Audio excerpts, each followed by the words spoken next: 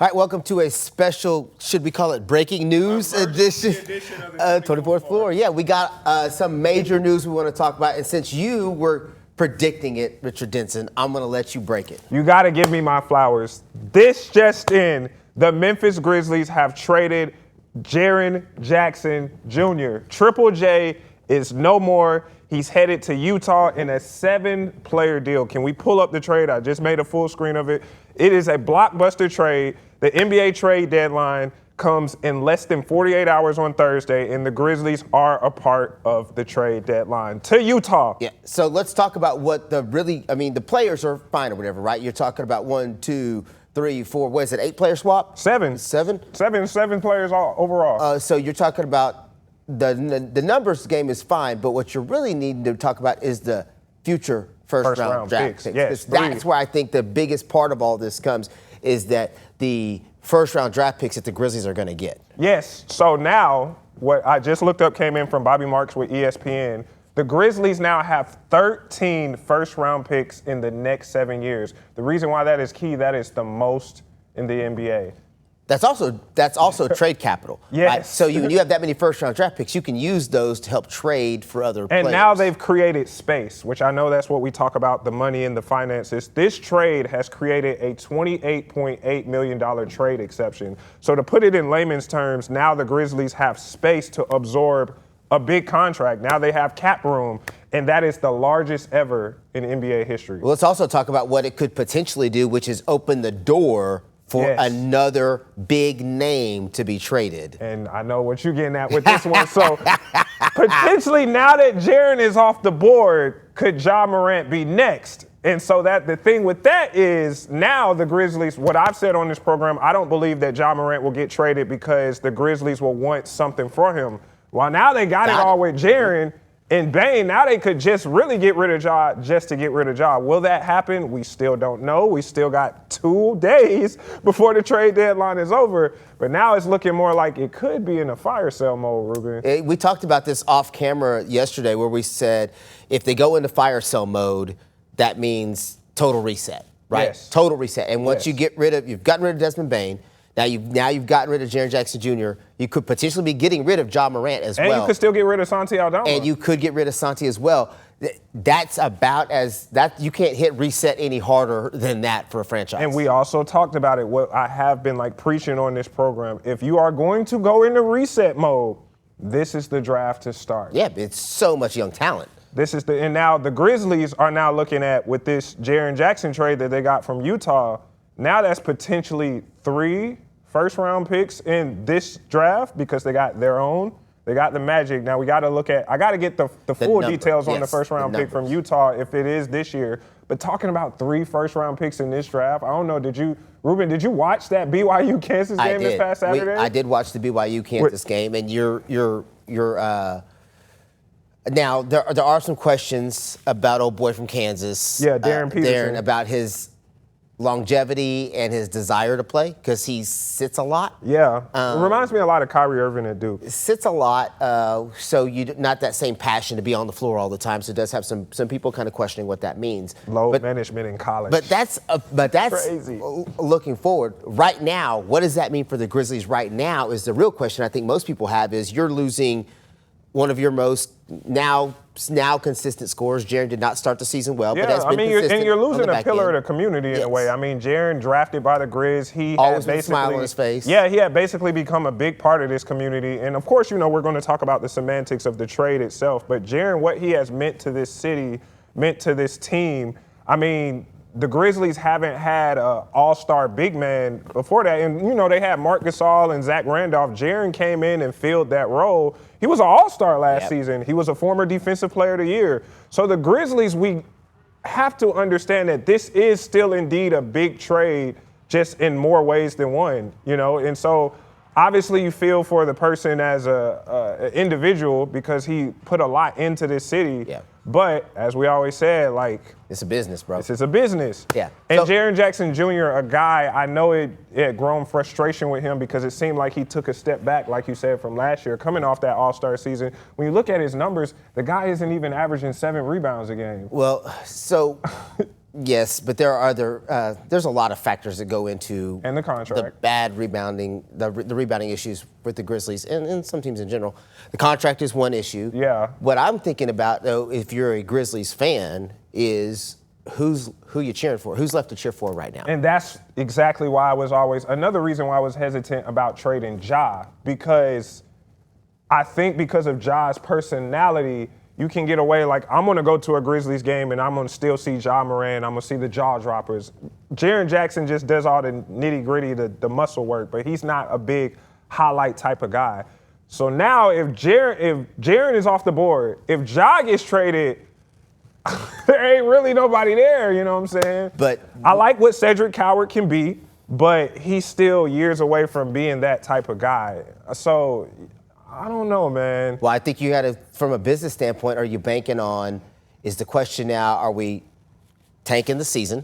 Essentially. I mean, the Grizzlies are 19-29 as we're recording this. So taking the season and then planning for the future. So basically telling your fans, hey, we're punting on the season. We're punting, yeah. Like, we're punting, and we're going to get some new, young, fresh talent for you to get excited about. I personally think this opens the door for Ja to be traded. Yeah, I agree. I mean, now, and I know I've been on the Ja won't get traded, but after seeing this deal, I always did say if you are going to trade somebody, you should trade Jaren because you'll get a lot for him. And we see they got 3 first-round picks. And let's not act like they got some good young guys. If we can pull back up the graphic real quick, they got Walter Clayton Jr. from Florida. He was balling. He helped lead Florida to a national championship. Obviously, you're bringing back Kyle Anderson, so we know what he brings. Yeah. Taylor Hendricks, he's a nice young guy. George Niang, he's a deaf piece. I watched him play for my Atlanta Hawks last year. But none of those other guys are going to be star me, power. Walter Clayton is almost like an additional first-round pick because he was this year's first-round pick. Yeah, so again. And so I like the young nucleus that you can have there. I mean, you look for, obviously, you still will hope that you get your Does guy. this remind you, or does this feel like the beginning of what the Thunder did a few years back? I was just about to bring that up. That's what it looks like to me. It looks like what the Spurs did. Yes, like the reset.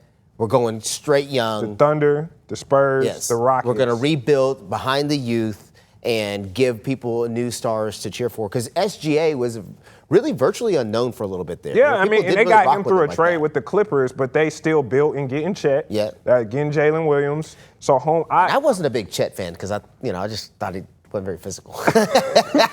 But hey, I mean, look at what they've been able to do, just kind of building it from the ground up. So I want Grizzlies fans, I know they're probably going to hit the panic button and get disinterested. And I want to steal something that was said in Philly. You have to trust the process. The Grizzlies have shown that they can draft well. I mean, that's how we got Jaren. That's how we got Ja Morant. We didn't have to buy them or trade for them. It's so Zach Edey's hit. Cedric Coward is similar to the Thunder. When I worked in Tulsa, the Thunder had James Harden, Kevin Durant, and Russell Westbrook.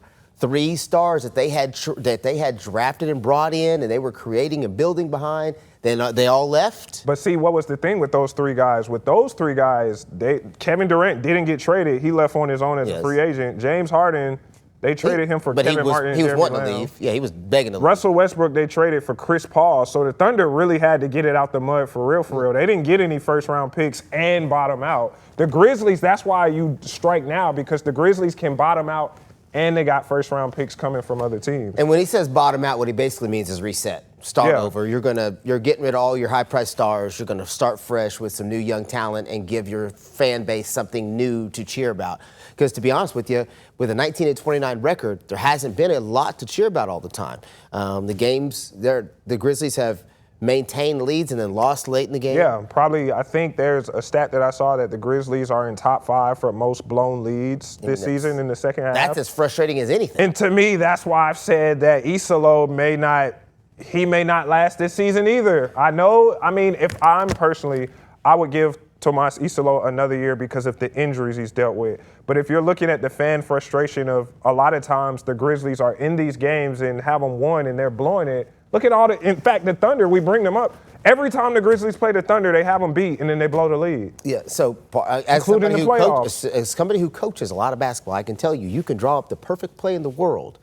The players still have to execute it. But the coach is the fall guy. The players still have to do their job. But in a situation like what the Grizzlies have been in, they haven't necessarily had everybody on the same page all the time. They haven't. And because of that, with this being Isolo's first year, I do think it gives him the grace of being able to say, let's clean the slate, which is basically what you're seeing happen right now. The first-year head coach is coming in and saying, let's clean the slate. Let's start fresh with new talent, and let's see, I'll show you what I can do. How can I show you what I can do when I've got all these other pieces that I didn't necessarily want or need or don't fit what the system is we're putting in place? That's where the Grizzlies are right now, and that's why I think Ja Morant is next on the block. We'll see, man. I think you've been right that there is a very strong chance that it will be after season. I think the best deal, before this deal was made, I thought the best thing for Ja Morant is to wait till the season. Now seeing this deal and him going to Utah, they could just salary dump Ja. That's really what it could be. That's what it's going to end up being. If they can't, you'll end up trading him for a bunch of picks. And so the reality is that like second-round picks. That's what I mean. So these GMs and these directors are talking all the time. Like, let's not pretend like they aren't already having backdoor conversations where they're talking about what they could potentially get. The Grizzlies have a good idea of what they can potentially get for Ja right now. Yeah. They may not be saying it. Nobody else is saying it out loud, but nobody's, walking into a room blind.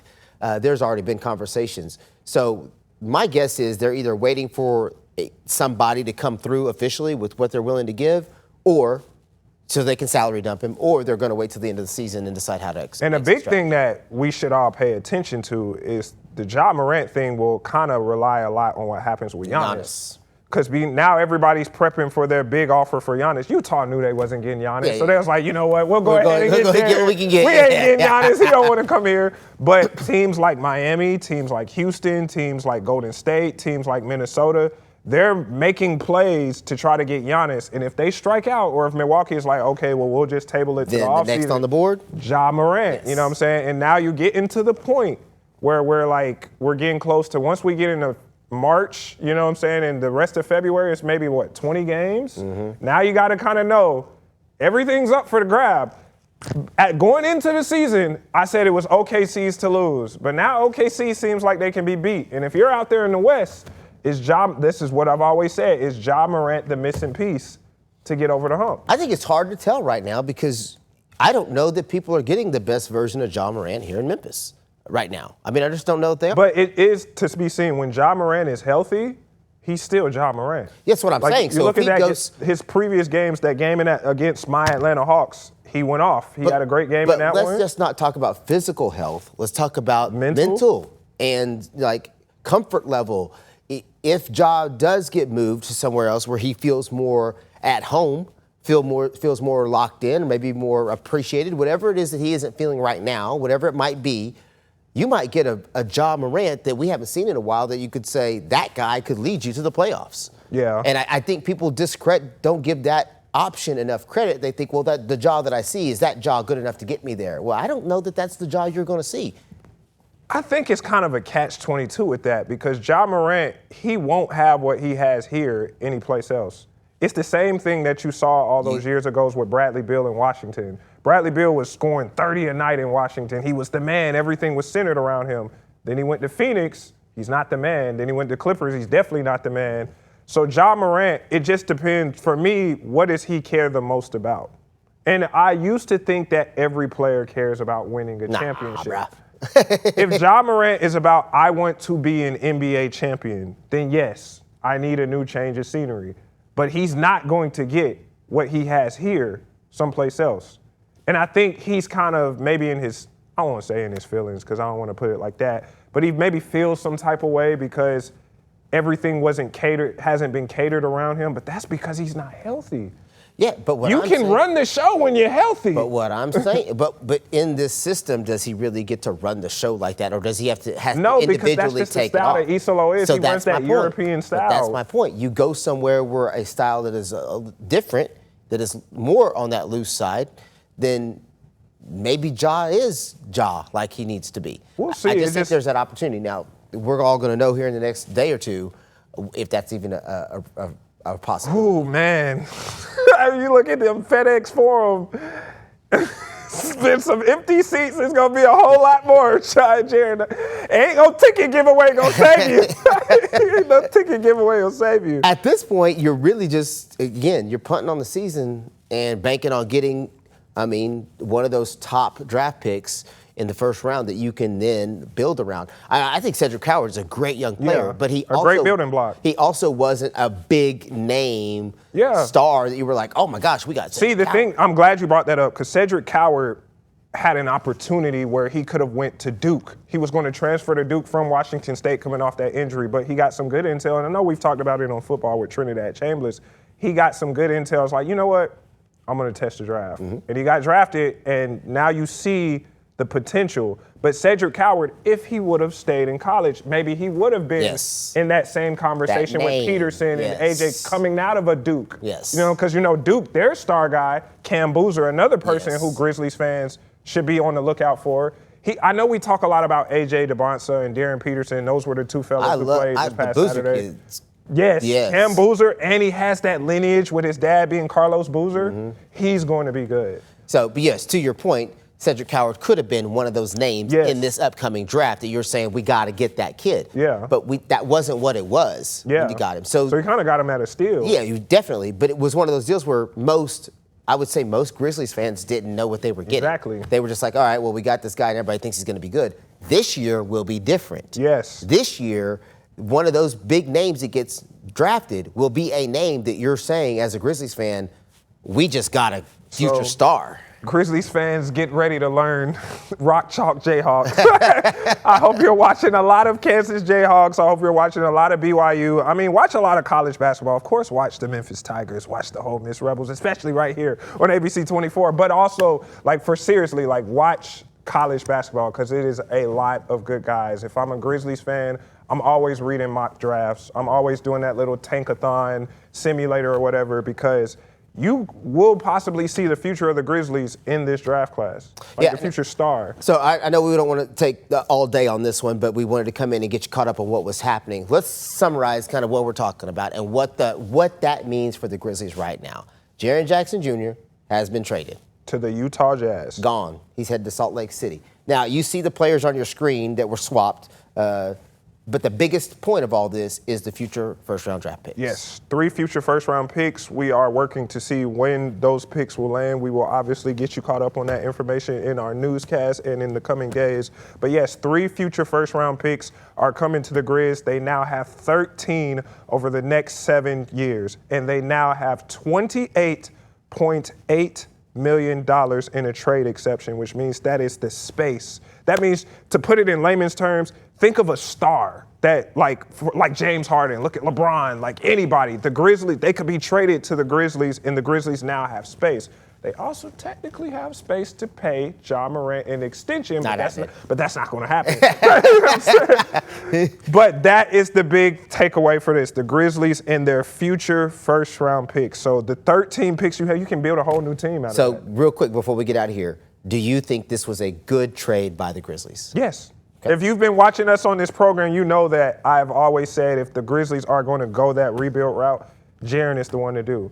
But the crazy thing is, Desmond Bane went for 4 picks, and he hasn't been an all-star. He hasn't won anything, no accolades. It's all timing, bro. Jaren got traded for 3. Desmond went for 4. Jaren is an all-star, a defensive player of the year. Timing. But nevertheless, they got multiple first-round picks, which is what I said was going to happen. So give Denson his credit. Finally, he's giving me my props. I've been saying from the jump, I thought Ja was going to get traded this year, right? And he's been saying it's not going to happen. Eventually, he said, okay, you might be right, it might happen. He's been saying all along that Jaren's going to get traded too. If Ja gets traded or not, Jaren was going to get traded too. I've been saying, we'll see. And we always thought that it would flip. It'd be Ja first, then Jaren. Now it could be the other way around. Either way, you were right. And you've been saying it for a while, and if people weren't listening, you were saying it for a while that this was something that you thought should or could happen because it would put the Grizzlies in a better position if they were planning to rebuild. That's the key. Yes. If they were planning to rebuild. It looks like now we are in rebuild mode. Yep, and now it's about to be the Zach Edey show. When he comes back, you're the man now, Zach. It is your team. You run that front court. All right, we're going to keep you updated as more information becomes available on this blockbuster trade that changes the scene of Memphis Grizzlies basketball for sure. Thank you so much for spending your time with us. I'm Ruben Diaz. And I'm Richard Denson. We'll see you next time.